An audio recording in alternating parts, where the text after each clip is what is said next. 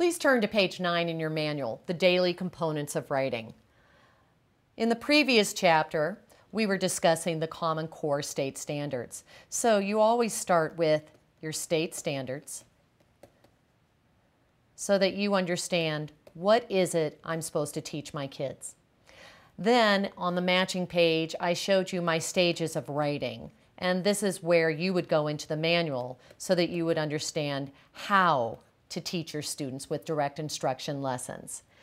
But I needed to insert this chapter because no teacher will be able to go any further in this manual unless they can figure out where in my instructional day am I teaching these lessons? Where is the instruction? Hence, the daily components of writing.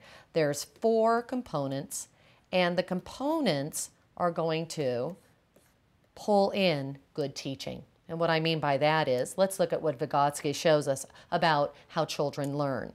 First, we start with the unknown. So, if I was teaching a stage 2 lesson, direct instruction lesson, to teach my kids how to write a narrative, they would be in the unknown. They would have no idea what these skills are or how to write this narrative. Then we would teach them these lessons many times over and over again, and they would start learning some of the steps. So they would be in what we call known with lapses, meaning they know some parts of it, but not everything. We do more lessons, and now what do we have? Known and correct. Known and correct is just basically the students now understand the steps, they know how to write that particular genre, but they're using all their brain power in order to do so. So they need more practice, and that practice leads them to automaticity. Automaticity is when we know that the students have mastered those skills, hence we can move to the next stage of writing. So if I was teaching them a stage 2 of writing and they mastered it, I could move on to stage 3. Now, we're talking about the 4 daily components of writing in order to have children reach that automaticity. That means that we need to model these steps. That's the I do it. The children and you together need to work on those steps. That's the we do it. And then you need to gradually release the students so that they can practice the steps on their own. That's the you do it. Notice I have 3 components here. What's the 4th component? Let's turn to the next page so that you can see all 3 as well as the 4. Now you'll notice the 4 daily components of writing.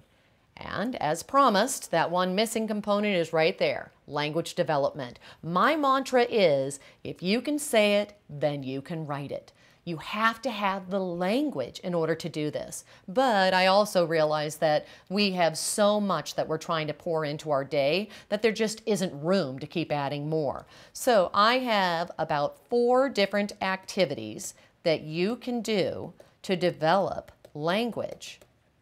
Academic language that ties into narrative writing, opinion writing, as well as informational writing. So these language activities are going to be a complete chapter in your book that we'll go through, and I'll show you how to integrate them into your schedule in activities that you already are doing. Another component that we're looking for every day is the I do it component. I call that the teacher write. That's 5 minutes a day. You write in front of the kids, following the step of whatever stage of writing you're working on. These 5 minutes are not going to be enough time for you to finish a complete piece of writing. Every day you'll work on your writing until you have a complete finished piece. Usually I take about a week and then I have a finished piece of writing that I've modeled in front of the children. Another time of the day, for 15 minutes, we're going to be looking at the we do it. That's called interactive writing. Now we're going to go and focus on that stage of writing that we're working on, but together with the students we're going to follow the steps in a process called interactive writing. 15 minutes a day. That means that we're going to be spending several days on the same piece of writing. What's exciting about this is that we're going to make big books from these activities, and the kids will love it. You'll be able to put it into your library. On page 11, you'll notice the 4th component of writing. This is instructional level writing, also known as the you do it.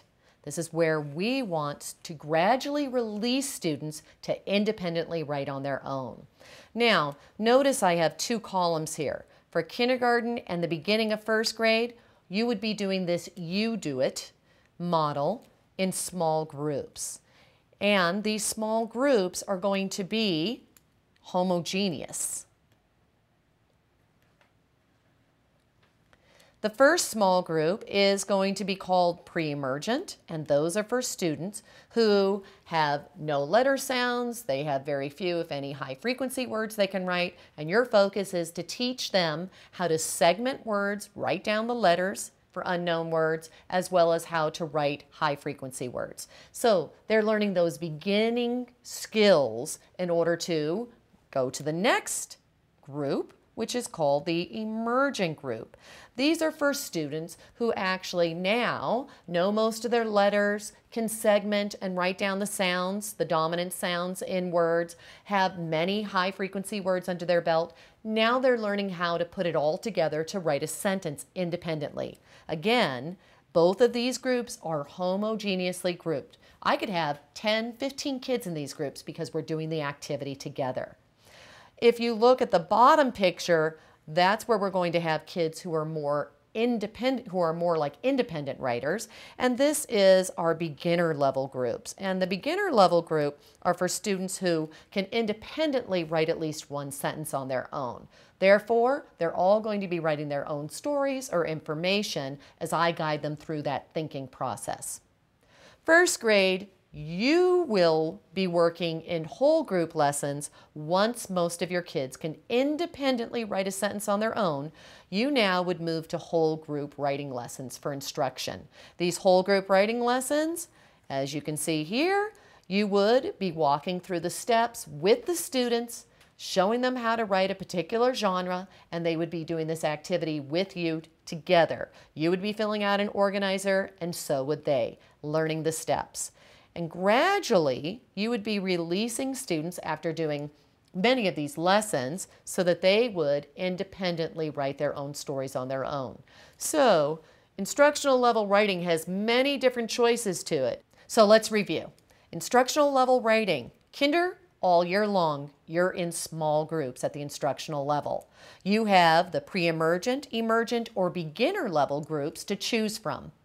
First grade, if most of your kids can write a sentence independently, then you would begin with whole group lessons. If that's not the case, then you would start with the small group lessons.